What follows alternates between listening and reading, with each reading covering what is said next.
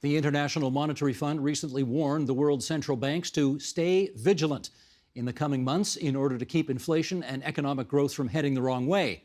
And as it is, growth forecasts for major economies such as the US, China, and Germany were scaled back for the rest of this year.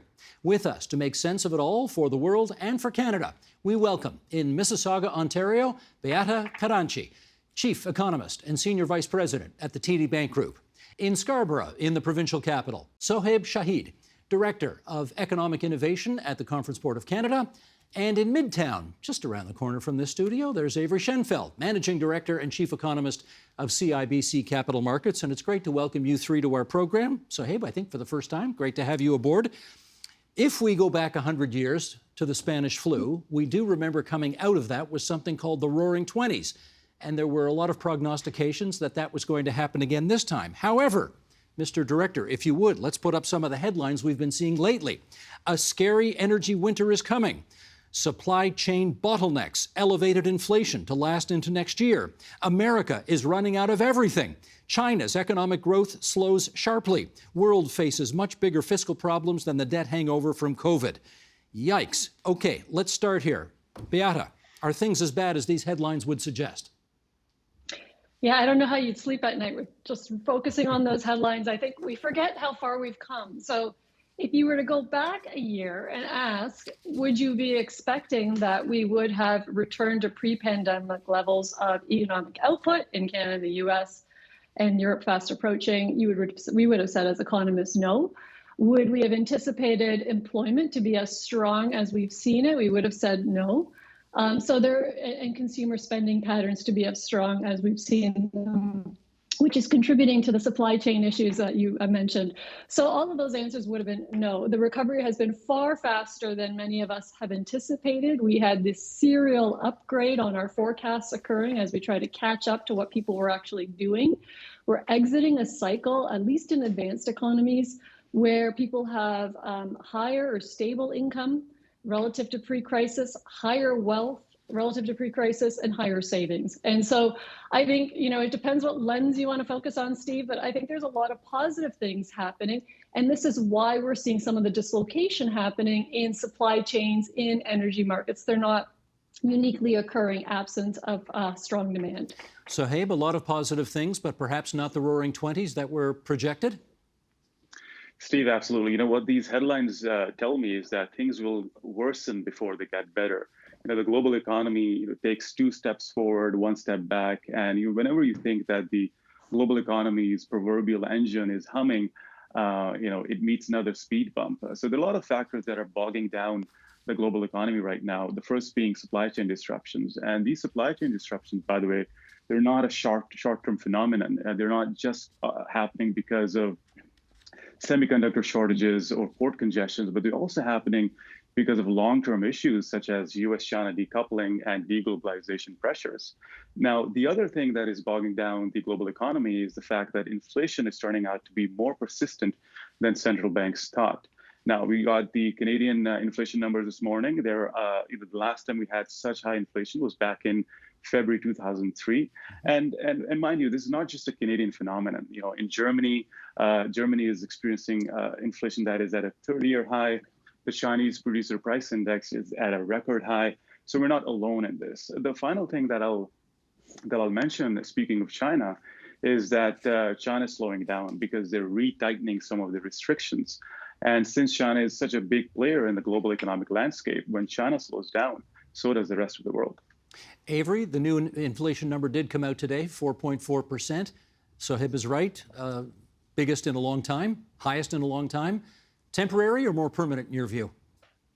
Well, part of that is because we're comparing prices to when things were really cheap in the middle of the first wave of the pandemic. We're still relatively, they don't look as bad if you look at over the last 2 years, for example. In my mind, a lot of what's messed up goes back to COVID.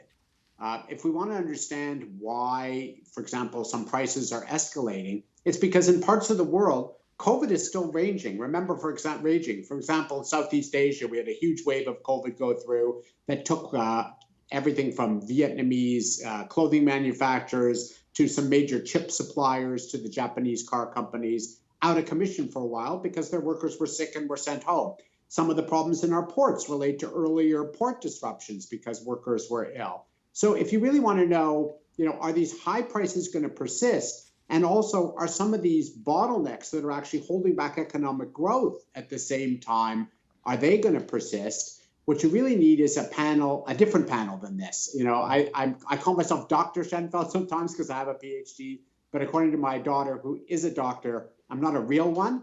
And at the end of the day, a lot of this is going to be about whether COVID behaves itself, not just in Canada, but increasingly we're realizing that's a global story. We need COVID to go away a little faster. And I would agree with Beata. A lot of what we saw this year was better than we expected. The one big disappointment was back in January, Anthony Fauci, who's the American infectious disease guru, promised me and everybody else that life would be sort of back to normal by the fall of this year. And we know that that's not the case because I'm not in my office and neither are some of my colleagues here on the air. And we know that the fact that life isn't back to normal around the world, I think has a lot to do with these elevated prices for goods that are somehow tied up in a messed up world where COVID is still around. Well, the Raptors, I'm sure, are going to have a full house of 20,000 people tonight, so they're back to normal. But you're quite right. Lots of stuff is not back to normal.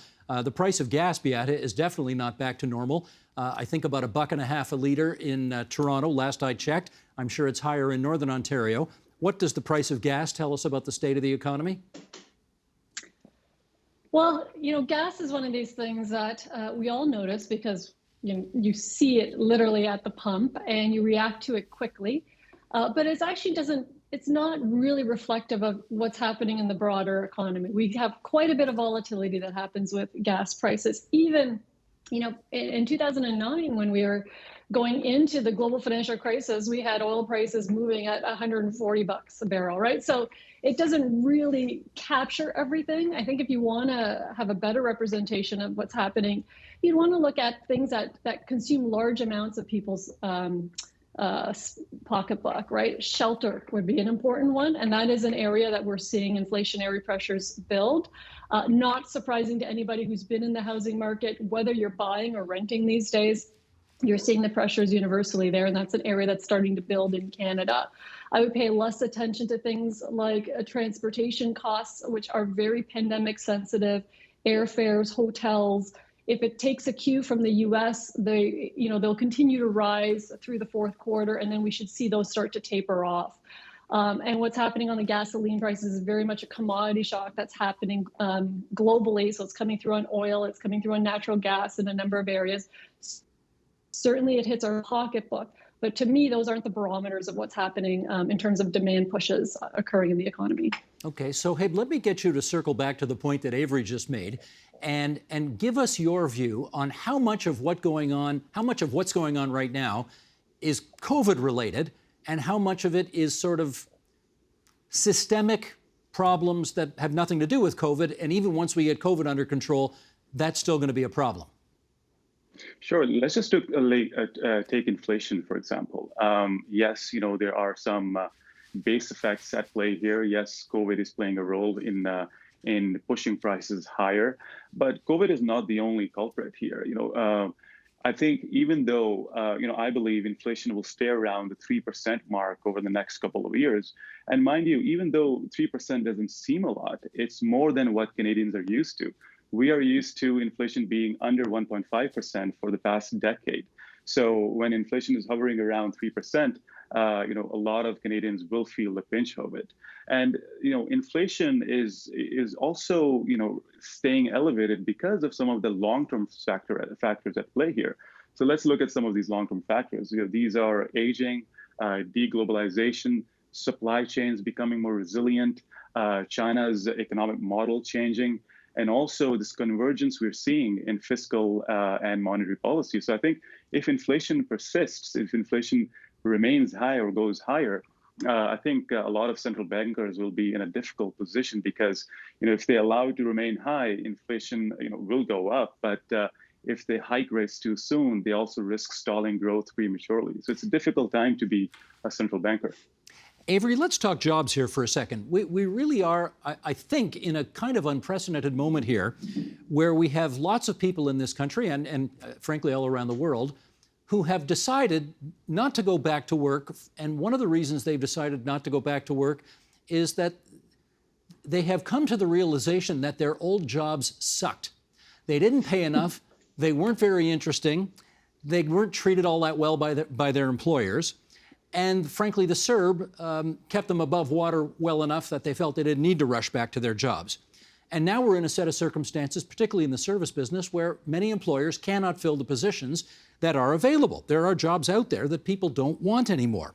What do you think that phenomenon, the impact of that phenomenon might be on the inflationary pressures we're feeling right now?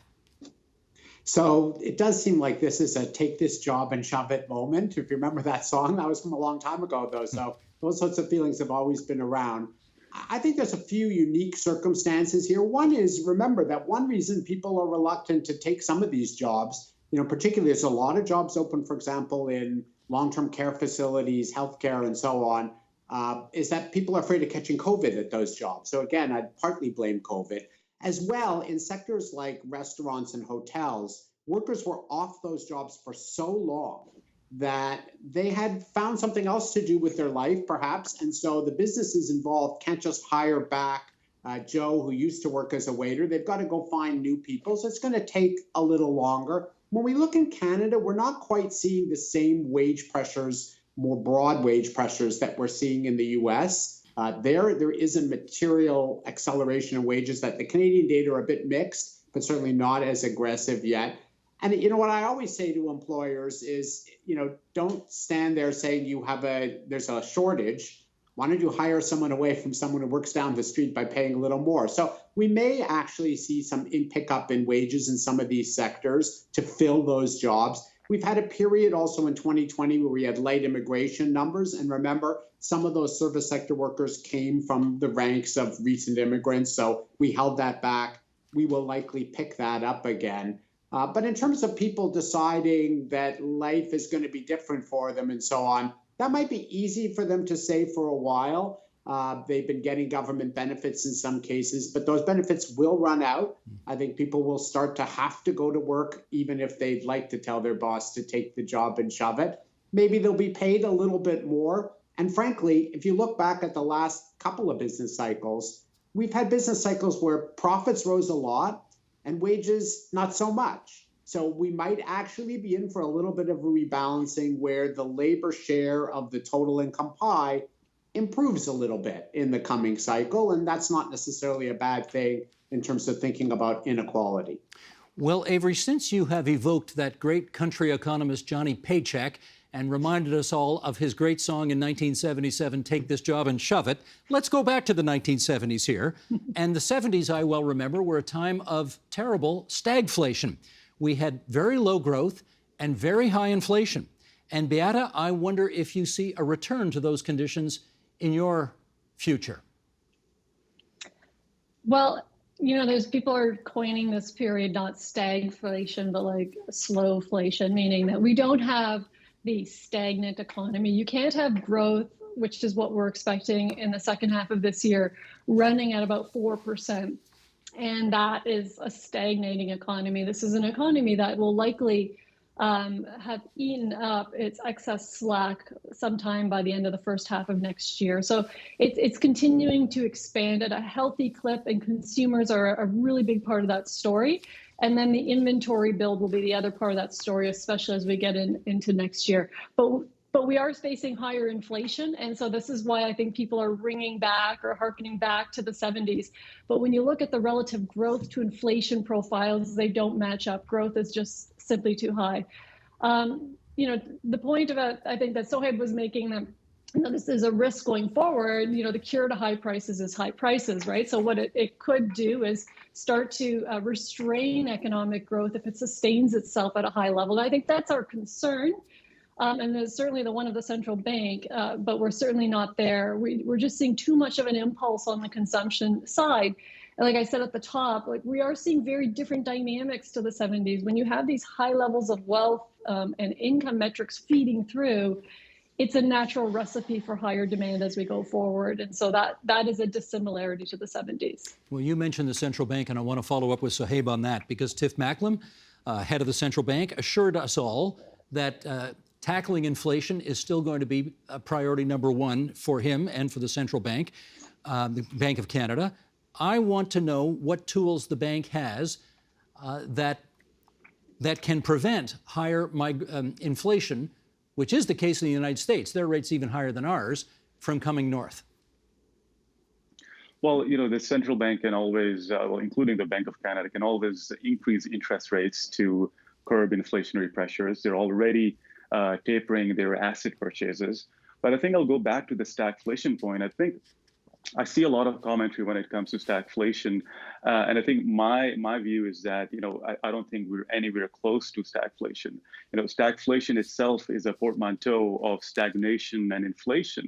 So if you just take the stag part of it, growth is robust. The Canadian consumer is healthy, and yes, growth won't be as high next year as it is this year, but we can't expect growth to stay around 5% for forever. And now, if you look at the inflation part, as I said, inflation will remain around the 3% mark for the next couple of years. And there are a lot of structural factors at play here that will keep inflation elevated even in the long term. Now, as Beata said, there are parallels being drawn with the 70s. But remember that in the 70s, there were years when there were double-digit inflation. We're not going to see that. And the nature of the supply shock was also different. It was an oil price shock. This is a pandemic shock. And another difference was that back then, the economy was operating closer to capacity than it is right now. So, this pandemic is very unique. And I think policymakers will do a lot of learning by doing as time goes on. Avery, let's talk stock markets. The Dow and the TSX are, if not at their highest levels ever, close to their highest levels ever. What does that tell you about the state of play today? So it tells you that investors are certainly not pricing in a stagflation scenario, because that tends to be actually a trouble spot for the equity market, certainly the stag part of it. Investors are still thinking that corporate earnings are going to grow over the years ahead. As well, they're still benefiting from the fact that interest rates are very low. So your options in terms of investing, you could sure put your money into a GIC and earn a very low rate of interest that's actually well below the rate of inflation. Or you could buy the basket of TSX stocks and earn substantially more than that in dividends. And as long as the stock market doesn't go down, you're well ahead, particularly after taxes. So there's a fair dose of optimism there. And I think one of the factors that central banks are weighing here is that there is a time at which they will have to start raising interest rates, probably late next year and for the next few years beyond that. But right now, a lot of the inflation is coming from these supply shocks. And it's not really the time that you would start slowing the Canadian economy down to tackle inflation, because that's just going to make it a longer time frame to get back to full employment. And yes, we're back to the level of employment we had before the pandemic, but not the unemployment rate. And total hours worked are actually still pretty soft. So there's room for more full-time job gains here. So I wouldn't like the central banks to start raising interest rates aggressively or early in an attempt to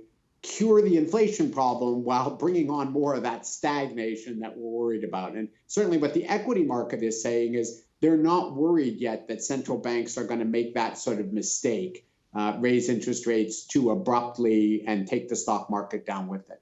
Beata, are we living through one of those moments where the stock markets tell us that things are fantastic, but the real economy certainly doesn't feel that way? That disconnect, what does that mean? Well, hopefully there is a connection that, in terms of what the stock market's telling you about earnings potential. And certainly people who've moved into the labor market actually have pricing power for the first time in a long time on the wage front. So it should feel a little better. I think if it's not feeling better, we haven't normalized in the sense that we're not behaving in ways of full capacity at restaurants. Certainly they don't feel it's normal. There has been displacement of workers, so there's going to be time for that to organize itself. But from a Canadian perspective, when you look at how far we've come in such a short period, and our participation rates in the labor market are as high or higher than they were pre-pandemic, and jobs have recovered what was lost but still have room to grow. It should feel better. And it's a question of, are we too focused on the negatives, on the media bombardment on negatives, forgetting that there's been a lot of positive elements that are coming out of this cycle, one of which is that there has been a reorientation of social policy. One of the lessons learned in the pandemic are things like unemployment benefits that cut off a large portion of the population due to insufficient hours, due to self-employment. That is now being looked at by governments as something we can try to improve as we go forward. So there's a lot of positive things that we can start to take away as we go forward, even though we have a long way to go, right? Like, we're still in this endemic phase, however you want to describe it. Right. Well, let's follow up on that positive angle that you've just suggested. Sohaib, you're at the Conference Board of Canada. The Conference Board just released its, what do you call it, the Index of Consumer Confidence. What did it have to say? Well, in the Index of Consumer Confidence, we track consumer confidence at a monthly level. And what the index is telling us is that the Canadian consumer is a lot more confident today than it was a few months ago. And a big reason for that is they're more optimistic about the future job prospects because of the reopenings that are taking place. Having said that, there are a lot of concerns consumers have when it comes to higher prices and inflation. And if you ask them, they tell you that they're holding back on spending on large ticket items because they're waiting for prices to first come down. In our forecast, we really believe that in the near term, at least, consumer spending is what will really drive GDP growth. So if consumer spending goes down because consumers can't simply find what they want in the market because of supply chain disruptions or high prices, that will also have a negative impact on GDP growth. So when consumer spending goes down, GDP growth will also go down. Let me do a quick follow-up with you. Does that consumer confidence feel sustainable at the moment? It doesn't. I think it really depends on the path of the pandemic. I think as cases go up, consumer confidence goes down, and I think that's what we've been seeing for the past 18 months as well. Okay, Avery, I see that Apple's going to manufacture 10 million fewer iPhones because of a shortage of microchips. Same reason, cars, used and new, are going to cost more money. Do these conditions, in your view, foster consumer confidence? So I think people may be a bit frustrated. The car buyers certainly are frustrated not being able to get the model they want, or people who want a particular fridge or stove have to maybe take a substitute. But remember that during this pandemic, and this has even been more so in the US, where we had an orgy of spending on goods. Anything you could get delivered to your house, you bought. And that was really true in the US. And it's one reason we have these supply disruptions is that Americans were buying so much of this stuff. And Canadians were doing it too, to some extent, buying houses in very high numbers at rising prices and buying stuff to go in those houses. And what we haven't been doing is we haven't been getting on an airplane. We haven't been going to a restaurant. We haven't, for a while, we didn't even get our haircuts. All those things, services consumption was very weak and is still quite weak. So to some extent, if life does get back to normal, if those epidemiologists are telling us the truth this time and next year will be more normal, we can actually reorient consumption that both increases the total amount of spending by adding back that missing services spending, but also actually pulling back maybe a bit in terms of some of the stuff that arrives in the Amazon packages, and actually give more time for the ports and the manufacturers to catch up with, particularly in the US, that almost excessive spending on goods. So a reorientation back to the service sector will still drive a lot of economic growth. There's a lot of restaurants, stores, hotels that have lots of capacity to make a comeback. And at the same time, might actually relieve some of the inflation pressures we're seeing from a little too much emphasis on buying things that we can use at home while we're stuck at home. Well, let me follow up with Beata on that, because we've talked already about the supply chain congestion problems. We could add to that list disruptive employment practices right now. We could add to that list container shortages, or containers coming into ports and not enough people unload them and get stuff off to warehouses. We're not that far away from Christmas shopping season. do you have any reason to expect that the shelves, when people, I hope, still go to department stores or actual places to shop, those store shelves are going to be less full than they might otherwise be? Well, what it actually might do is pull forward people's consumption patterns. And so what we may actually see is above average spending happening through the months of October and November as people anticipate the potential supply shortages, which in itself creates a supply shortage. So we get a little bit into a circular outcome there. And this is why some retailers, some of the bigger retailers, Walmart and others, have pre-stocked. They brought in inventory earlier, which contributes to some of the backlog at port. So you can see what's happening here. This is a demand side story that's playing out. To Avery's point, if you looked at what our profile before the pandemic was for consumer goods spending on durable goods, we are today 20% higher on that consumption than we would have predicted we would be today had there been no pandemic. So it's telling you that people have reoriented their consumption too much to the goods and non-durable goods like clothing and other factors, and not enough on the services side. And so that cure is really the normalization of the economy, which we will likely see hopefully next year. But you're correct. We could be in for another season of shortages, and people will have to make choices, perhaps delaying purchases because of high prices. However, that just pushes it into next year, or they substitute out. Instead of buying product X, they buy product Y or whatever's available. And then the last option is they do the early buying. But all roads are leading to the same area. We're not really talking about consumer confidence being low on the consumption side or being weak on consumption. All of these are a function of high demand.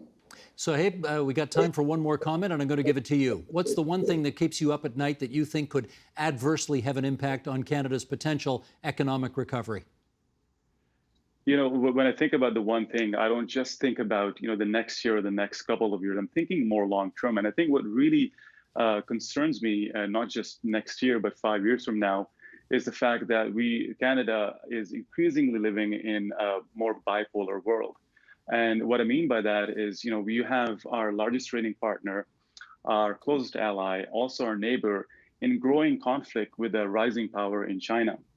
And history tells us that whenever there's a rising power challenging an existing power, there is bound to be conflict. A good example of this is China's recent interest in joining the CPTPP, the Comprehensive Progressive Trans-Pacific Partnership, of which Canada is a member of, but the US is not. But Canada and the US are together in the CUSMA, the Canada-US-Mexico Trade Agreement. And the Americans wanted the Mexicans and the Canadians to include a provision in the CUSMA saying that if Canada negotiates a trade agreement with a non-market economy, it has to let the U.S. know, in which case the U.S. can ask for concessions within the CUSMA framework. So going forward, I think Canada would have to tread very carefully and walk a very tight rope as the world becomes more and more bipolar. Understood. That's Sohaib Shahid from the Conference Board of Canada, Beata Caranci from the TD Economics outfit, and Avery Shenfeld from CIBC Capital Markets. It's really good of all three of you to spend so much time with us here on TVO tonight. Many thanks. Thank you. Thank you. The Agenda with Steve Paikin is made possible through generous philanthropic contributions from viewers like you. Thank you for supporting TVO's journalism.